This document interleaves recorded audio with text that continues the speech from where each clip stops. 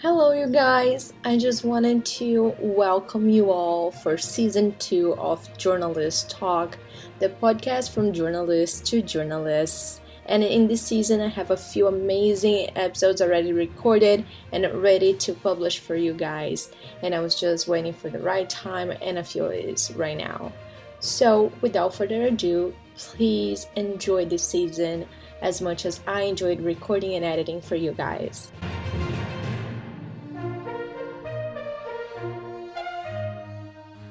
Hi everyone, and welcome back to another episode of Journalist Talk. And today we have Tammy Trujillo here. She is a broadcast professor, radialist, and a podcast. Hi Tammy. Hello. Yeah. Thank you for coming here today. I'm very happy to talk with you. Oh, me too. I'm kind of excited for this episode. I've been waiting for it because I couldn't do it before. You're my professor for a podcast class, so now we can do that. And as always, I ask for my guests to briefly introduce themselves, do a brief biography. Okay. All right. Well, as you said, Tammy Trujillo, and Southern California, born and bred, and been on the radio since I was 19 years old. It was not the career that I was planning. I had plans to go into sports broadcasting and sports law, but turn of events with the baseball strike of 1981 and needing to find a job, ended up doing radio for what was going to be a short period of time. But then after the strike ended, things did not work out. And so I stayed in radio and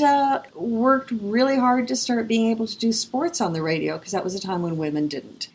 And the career just took off from there, doing sports news and traffic, both on radio and TV here in Southern California. Still on the air, news anchor for 89.3 KPCC, Southern California Public Radio, and also public affairs director for AM 830 KLAA. I started teaching when I was about 24 because a friend of mine who was also a broadcaster and taught could not fulfill a class that he was teaching, needed help, and I helped him out and just kept on teaching from that point on. That's very interesting. It's like such a young age to start teaching, I guess, like journalism. Yeah, it was actually an audio editing class, and you're right, my students were about 3 years younger than me, but yet I'd already been on the air 5 or 6 years at that point. So, while the ages were really close, the experience level wasn't. So it actually worked out really well. I enjoyed it and started pursuing teaching more. That's very interesting. I ended up at another couple colleges. What else about me? I've written 2 books that are textbooks, internship and news writing. They're used throughout the country. And got into podcasting about 5 years ago. So that's that's the long and short of it. That's very interesting, but today I wanted to talk to you more about podcasting. Okay, sure. Which is something that recently I got really into it. And as time goes by, I keep searching for more to listen to and etc. How did you come up with ideas for your podcasts? Well, podcasting was something that I've been aware of for about the last 8 or 9 years. I originally, I'll be honest with you, thought it was kind of one of those things that would come and go. I did not think it would become really big. I was wrong. It became really big. But it was not anything, honestly, that I ever really thought I would get into. Radio broadcasting has always been my thing, and podcasting, again, just didn't seem important. But I will tell you the story because it's a really weird story. It's a very weird story. The floor is all yours. Most of my stories are, you're right. One of the companies that I own is an animal transport business. We transport animals all over the country for rescues and fosters and just people who want to move their animals and can't put them on a plane. And we have a crew that does that, but this particular day, I had to make an emergency run with the dog out to Arizona. I had gotten up really early that morning, not anticipating that I would have a 12-hour drive that day. But, everybody else on our company was busy. My husband was out of town, so it was like, okay, I'm elected. So pick the dog, drive it all the way out to Prescott, Arizona, come back, and I'm driving back. It's about 11 at night. I've been up probably 16, 17 hours. And I don't know if you've ever driven from Arizona, but there's a stretch of the I-10 coming into California, out of AZ and coming into Arizona that it's just, there's nothing. It's pitch black. And at that time of night, there's no cars. So I'm literally out there alone on the desert, driving, trying to stay awake. That's important. Oh, yeah. No kidding. But I'm exhausted, right? And I've still got 5 hours to go to get back to Los Angeles. And I started thinking about John Lennon. Now, I'm not a John Lennon fan. I'm not a Beatles fan. I don't dislike them, but I never really liked them a bunch. And thinking, why am I thinking about John Lennon? And then I started to think about what would it be like to talk to John Lennon? I mean, where is this stuff coming from? And over the course of about an hour, it turned into an idea about a podcast, about a weekly talk with John Lennon. And the title came to me, the logo came to me, everything. And I'm thinking, this is weird. This is just weird. Because why am I thinking of this stuff about somebody I don't even really care about? And once it kind of got all figured out, I called my husband. He was on the East Coast performing with Sha Na. And so it was like 3 or 4 in the morning there. I woke him up. And I said, I've got this crazy idea. Tell me, am I nuts or what? I explained to him. He goes, that is brilliant. Wow, I would listen to it. Talks with John was born. Basically learned the art of podcasting by doing Talks with John, because I had no clue. It went on to be 106 episodes. We won 8 international awards with it. It spawned a stage show that debuted in New York just before the pandemic. And of course, with the pandemic, all live shows were canceled. So the bookings that we had were going to take us through the summer all fell apart. But that's how I got into podcasting. That's so interesting, because I was listening to Talks with John and I was like, why John? Why not like Paul McCartney, Elvis Presley, or some other artist, some other... I agree with you. Yeah, I was like, why? Is she like a secret Beatles fan or something? Again, that was part of my questions. I was like, how? Why John? Yeah, honestly, I knew who John Lennon was. I grew up with the Beatles. When I was a child, John's always been rather of an enigma, a very controversial figure. But honestly, yeah, I was as astounded too. When this stuff, personally, what I believe, and some people think I'm crazy, but I honestly do believe John gave that to me. I believe in the hereafter. I believe in spirits. Yeah. I do believe that for some reason John tapped me. I mean, you're alone in a dark place. He was like, hey, I have an idea for you. Why not? Well, it's interesting because, I've tried to sort this out for years. A very good friend of mine had passed not that much earlier. Okay. Maybe a year earlier. He was another rock and roller celebrity, and he was very good friends with John, and very good friend of mine. Broke my heart when he passed. And we've always kind of thought, my husband and I, that maybe my friend was the intermediate between the two of us. And maybe John just really was feeling like, I wish I was still there to talk about what's going on, because our world is so upside down. John was all about peace. We have anything but peace, particularly now. Maybe somehow, I don't know how things work in the afterlife, but I kind of am of the impression that my friend was kind of the catalyst for this to occur. Yeah, that's very interesting. Very, very, very nice to hear about it. I know that you're working right now in another podcast, the United States of Animals. Yes. I know now that you love animals. You have a company for them and etc. But how did you put that into a podcast? Like, I want to focus in a podcast about animals. There's a lot of podcasts about animals out there, and they talk about animal training tips and things along those lines. They get into products and so forth. I didn't want to do something extraordinarily commercial because it's been done before. I think one of the keys to doing a good podcast is to take the topic, the broad topic, and go out and see what's being done under that topic heading, and then find a niche that's not being done. Find a niche that's not being done. There's where your podcast is.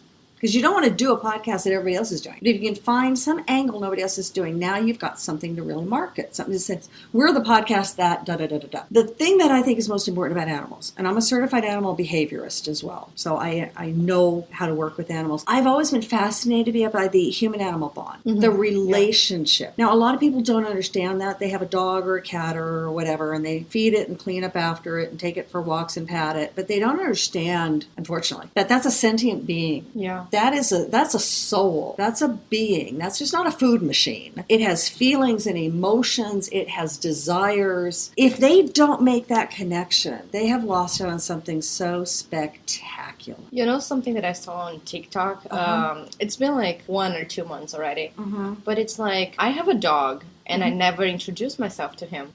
He knows his name because I call him all the time. But he doesn't know his owner's name. Right. You never, like, introduce yourself to your dog. It's just like, hey, whatever the name of the dog, come here, let's play, here's the food. Yeah. But you never, like, say, hi, I'm this person, and I'm your owner. Right. Yeah, and I was like, that's very interesting. But it's right. You go adopt a dog, and you do all your paperwork, right? If you get it at a shelter or a rescue or whatever. Put it on a leash, and you trot out the door. And it's like, this dog is going, who are you? Why are you with me now? Right? I'm on this leash, and I don't even know who the heck you are, and now I'm supposed to go home with you? And would you do that with a person? Would you meet another person and just say, come on, we're going? But if you think about it, we don't also introduce ourselves to our kids. No. Hi, I am this person, and I'm your mother or your father. It's amazing. It's weird because people who comes to us, we know who they are. They don't know who we are. I had a long time ago in one of my classes, I had my students do something. This was in an interview class, okay? Teaching people how to do radio and TV news interviews. And I had my students interview one of their parents. And they had a list of questions. And they could go off the list or they could just blow the list away. I didn't care. But I gave them a list so they'd know where to start. Almost all of those students came back to class saying, I learned so much about my mom or my dad that I didn't even know. And I'm like, you've lived with them 20 plus years and you had no idea your mom or your dad did this or that or the other thing. You're right. We don't even know the people that we're around intimately. Yeah. Because we don't take the time. And when it's another species, we're totally lost. Do you know a fish can recognize you? A fish. A fish. Oh, that's crazy. If you have a pet fish in a bowl, that fish will recognize your face. That's interesting. I never stopped to think about it. That's the problem. Yeah. I mean, the fish is looking at you all the time, isn't it? What do you think is going on up here? Yeah. It has a brain. So that's what the United States of Animals is about. It's about the human-animal relationship. It's talking to people who get it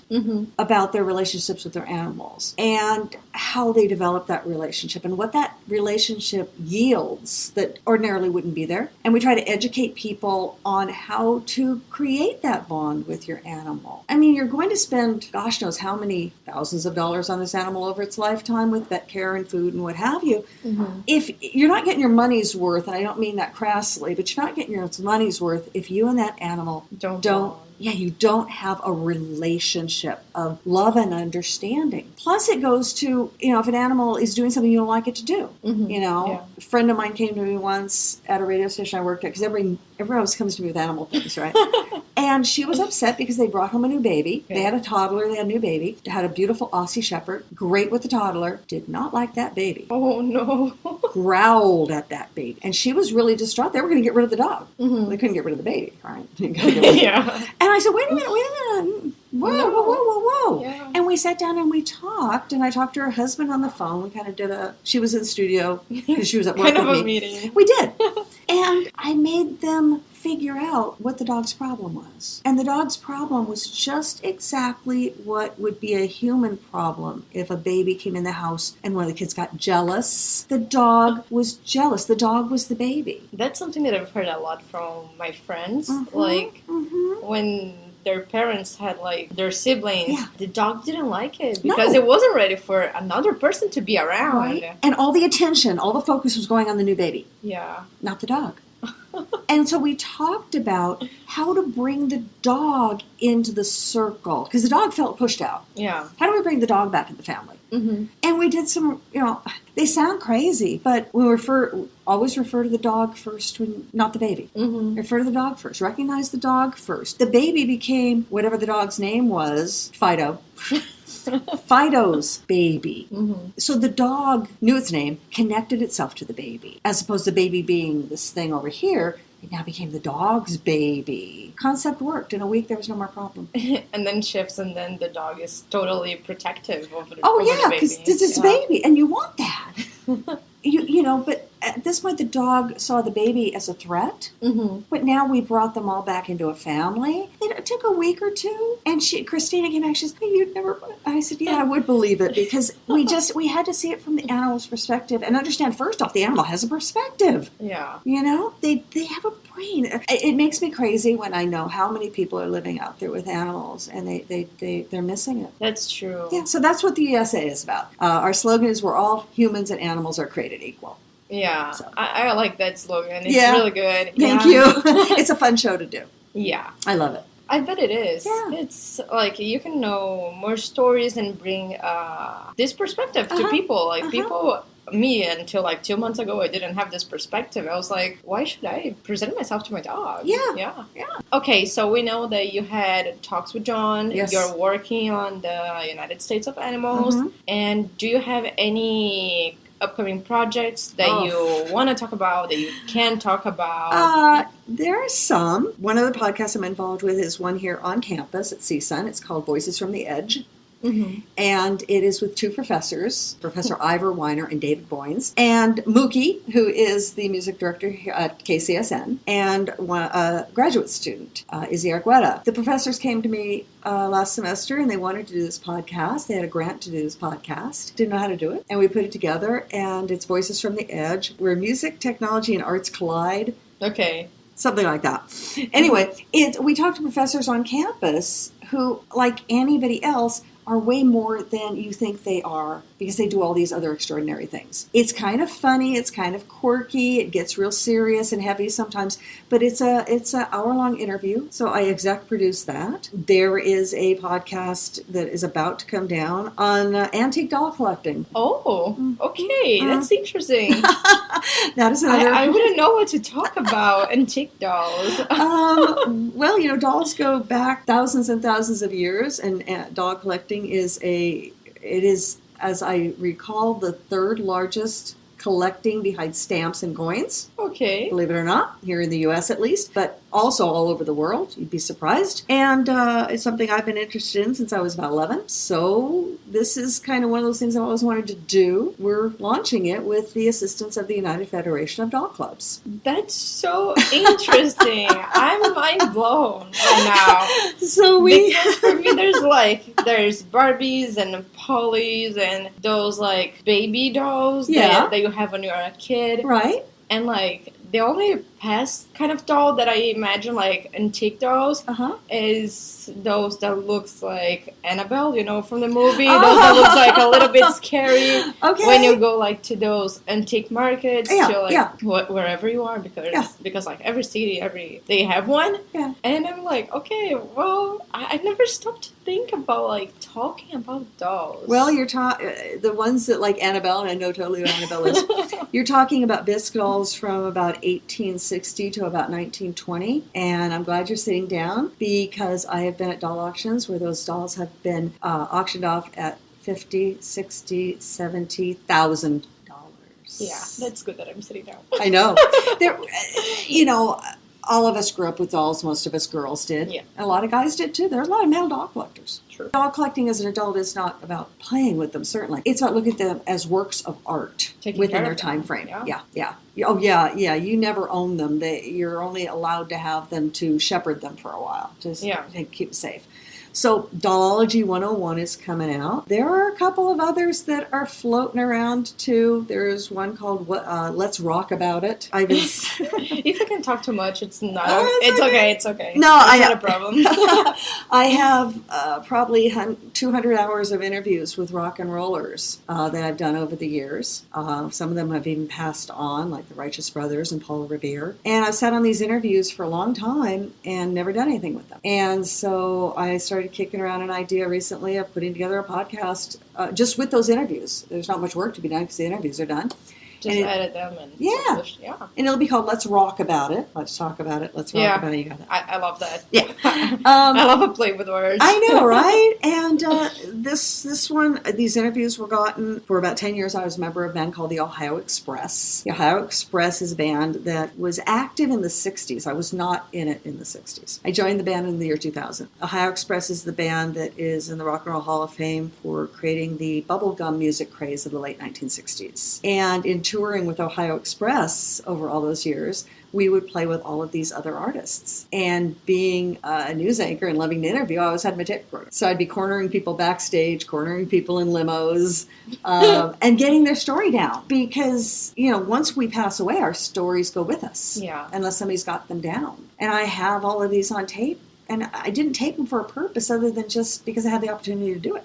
Mm-hmm. So whipping those out, do something with them. I mean, I get it. Like, the journalist instinct is just like to talk, to ask, to never stop, like, being curious about people, things. I think it's really interesting, like your projects, because it makes us think out of the box. Like I said, you have to find a niche that nobody's it's talking about it already. So one I would love to do, and this is a time thing, obviously, is just to grab random people and get their story. You know, celebrities have stories. Okay, fine. But you know what? Your gardener has a story. Everybody has a story. Everybody has a story.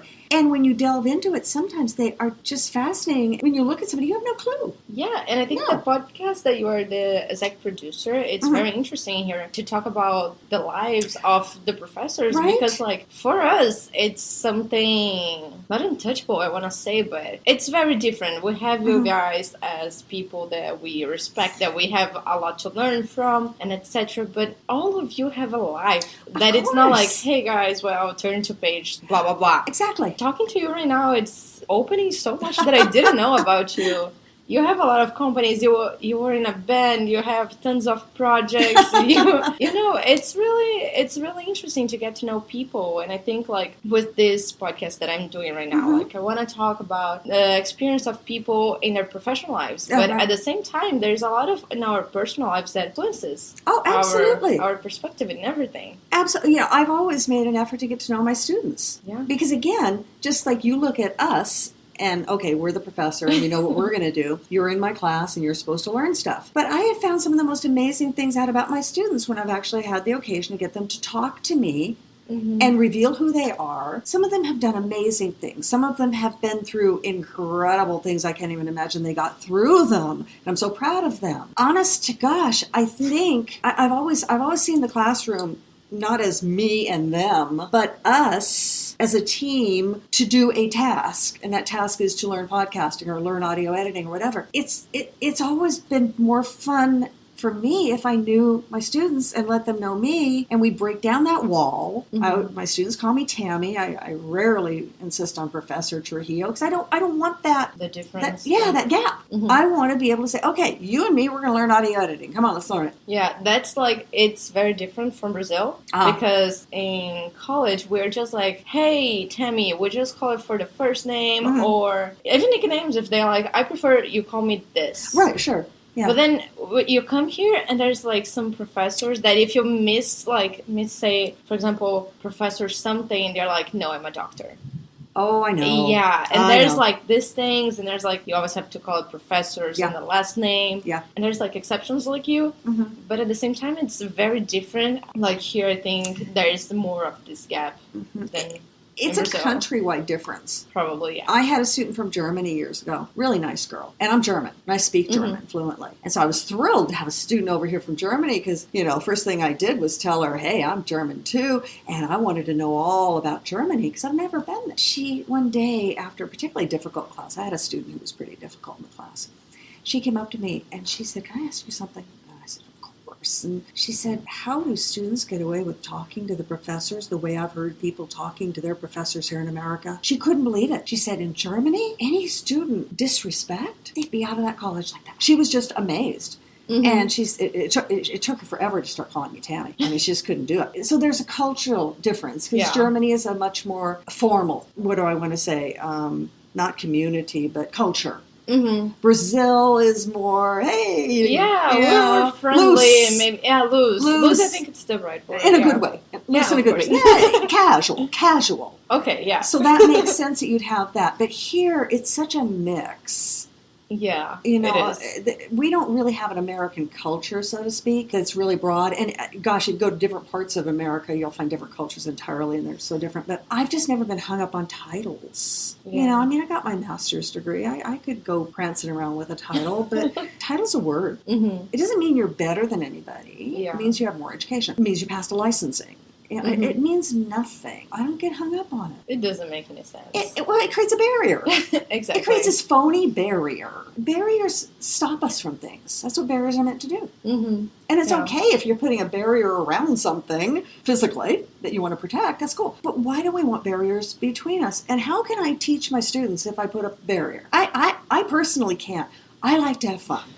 I like to have fun in my classes. That's true. This is a job just like any other job. We go to it X number of hours a week, just like you go to your job X number of hours a week. And every job is a job, okay? Yeah. I mean, we're not digging a ditch. I wouldn't want that job. This is a better job, but it's still a job. So if I'm going to spend, I don't know, a fifth of my week doing it, I want to have fun doing it. That's and true. that's how I try to run my classes. I mean, if you like your job, you're never really working. I love this phrase. It's a good phrase. Yeah. It's a good phrase. That's what I tell my friends. They're like, oh my God, you have all these hours at the radio. I'm like, I don't even care. I'm having so much fun. Well, see, you just said you're doing this. And yeah. This. And then I do a million things, but I'm having a blast doing it. So, okay, so what else would I do? Go sit on the beach? Okay, that's nice to do. I do that sometimes. But I can't do that all the time. Yeah. So I do all these other things. Yeah. That phrase is a good one. I grew up with a mom single mom, 2 teenage kids and a baby. And my mom was a county of LA dental assistant. And I watched my mom as I grew up, going to work hating it, coming back from a day that she hated, and hating the fact that tomorrow was going to be the same thing. Mm-hmm. I watched that as a little kid. I mean, it was that obvious. Mm-hmm. And I said, no, that is not going to be me. Because it's horrible. That's what I tell my parents. They're like, yeah, well, journalism's cool, but it's not where the money is, and etc. And I'm like, if I'm going through the money, I'm not going to be happy. But you know what? It is where the money is, and I can tell you that for a fact. Oh, please, I need that. I'm in the beginning of the career. I need to know where to go. Well, there is quite a bit of money to be made in this industry. No, I know, but like they were speaking in general, like you can get... I was thinking before coming to journalism to do like law school. Okay. And it's like, okay. Yeah. It seems better. Oh, it was on my list at one point. Exactly. Yes. I think like every journalist go through the law phase because like it's a place that you can defend and talk and have a lot of stuff, arguments, but at the same time, like in journalism, you're more loosened to talk about it. Stuff. You know what I always recommend to my college students that they take a couple of law courses. Mm-hmm. I have taken about a year and a half of law school. Oh. And I did not go with the intent of being a lawyer. Mm-hmm. I went with the intent of learning law, contract law, so I could read my own contracts, write my own contracts, not sign contracts that, Just seems good. I signed some stupid contracts when I started in this business, and I lost a lot of money because I didn't know how to read them. I'm scared to read them because they're long and they got long words in them, and I'm scared to read them. And so, I just went, okay, I'll sign it, and made a lot of mistakes. Yeah. So I've always taught in fact, I used to teach a broadcast law class for quite a few years where my students learned to read contracts. Oh, that's interesting. So I recommend doing that because you're getting out in a business where you're going to do a lot of freelancing, you're going to sign a lot of contracts. Yeah. But I will tell you, there is good money to be made in this industry. You've got to work hard. Yeah. But it's there. It is there. Just have to go get it. Yeah. Do your best, the job. Mm-hmm. But I feel like in the area that I want, you wouldn't have that much because I want to do something more cultural. More like feature stories and etc. I don't know. You know what? If you had been talking to me 15 years ago, I would have told you, good luck with that. We're changing. Mm-hmm. Culturally, and we are more interested in each other, thank God, than we ever have been. I think, personal opinion here. We're looking at different groups are now emerging from the shadows. They were already there. Yeah. But they're emerging from the shadows, and they're not actually just emerging. Emerging sounds like they're sneaking out quietly. They're bursting out. Yeah. And we're celebrating them in many cases. So I think now is a right time for what you want to do. I'm happy to know. Just my opinion as a broadcaster, but I do. You also bring an interesting perspective of it because you're not American. Yeah. When you're dealing in your own culture, you kind of sometimes get a little defensive about your culture. You're coming in as a very objective person because you're viewing it all. Yeah.